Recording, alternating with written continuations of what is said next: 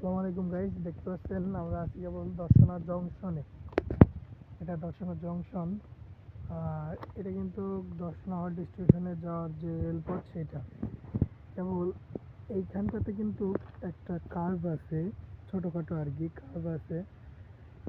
এখানে কিন্তু একটা লাইন নিচু আছে, একটা লাইন উঁচু আছে। আপনি হয়তো ক্যামেরায় বুঝতে পারবেন না, কিন্তু এই বাম সাইডের যে লাইনটা এটা কিন্তু নিচু আছে, আর এই ডাইন সাইডের যে লাইনটা এটা কিন্তু উঁচু আছে। কারণ যখন এক ট্রেন কার্ভে যাবে তখন যদি দুটো লাইনই যদি সমান থাকে তাহলে কিন্তু ট্রেনটা উল্টে যাওয়া বা ট্রেনটা লাইনচ্যুত হওয়ার সম্ভাবনা আছে।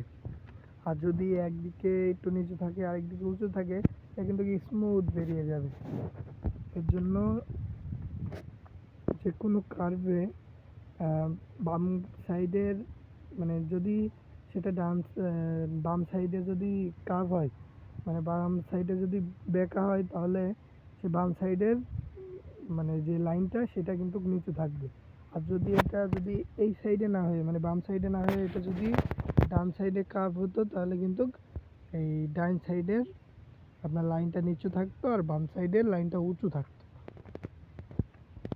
এরকম আরও অজানা ভিডিও যদি পেতে চান তাহলে সিয়াম ব্রো পেজটি ফলো দিয়ে